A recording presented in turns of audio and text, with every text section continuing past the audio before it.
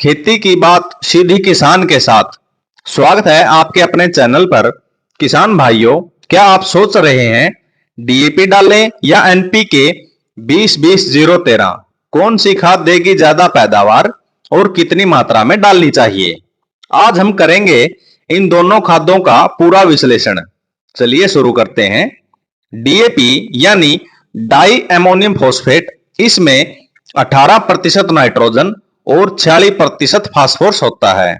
ये खाद बुआई के समय इस्तेमाल की जाती है ताकि जड़ें मजबूत हो और पौधा तेजी से विकास कर सके। ये खाद गेहूं, धान, कपास जैसी अनाज और दलहन फसलों के लिए बहुत उपयोगी खाद है। डीएपी में पोटास और सल्फर नहीं होता, जो फल व फूल वाली सब्जियों और तिलहन फसलों के लिए जरूरी होता है। अब बात करते हैं एनपीके 20-20-0-13 की। इसमें 20% नाइट्रोजन, 20% फास्फोरस और 13% सल्फर होता है। सल्फर की मौजूदगी इसे खास बनाती है। प्याज, मिर्च, मूंगफली, सरसों जैसी सब्जियों और तिलहन फसलों के लिए। ये खाद बुआई के समय और फूल व फल आने के समय डाली जाती है। एनपीके 20-20-0-13 डीएपी के मुकाबले जल्दी घुलनशील है, जिससे पौधों को पोषक तत्व जल्दी प्राप्त होते हैं। डीएपी ज्यादातर आयात किया जाता है और अंतर्राष्ट्रीय बाजार में कच्चे माल की कीमतें बढ़ने से इसकी लागत भी बढ़ गई है। कई बार सरकार की सब्सिडी नीति में बदलाव या सप्लाई चेन में रुकावट के कारण किसानों को समय पर डीएपी नहीं मिल पाता।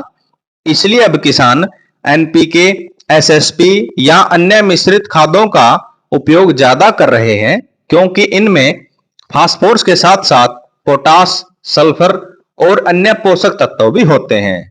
डीएपी में 40% फास्फोरस होता है, लेकिन ये तभी पौधों को मिलता है जब मिट्टी में उसका घुलना और अवशोषण सही तरीके से हो।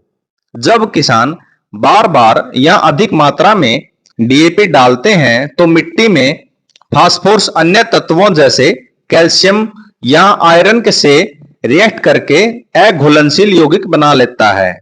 ये यौगिक फिक्स हो जाते हैं, यानी मिट्टी में तो होते हैं लेकिन पौधों को इनका पोषण नहीं मिल पाता।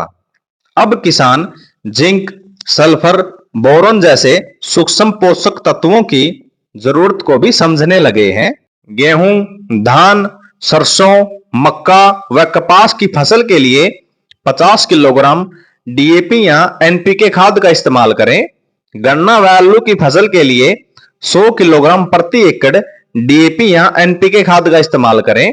अन्य फसलों में मात्रा अलग अलग हो सकती है। डीएपी देता है शुरुआत की ताकत, एनपीके लाता है स्वाद और गुणवत्ता की बरकत। समय के अनुसार खाद की कीमत घटती बढ़ती रहती है, इसलिए खाद की वर्तमान कीमत जानने के लिए कमेंट करें। आपको खाद की वर्तमान कीमत बता दी जाएगी। तो किसान भाइयों, फसल की जरूरत को समझिए और सही खाद का चुनाव कीजिए।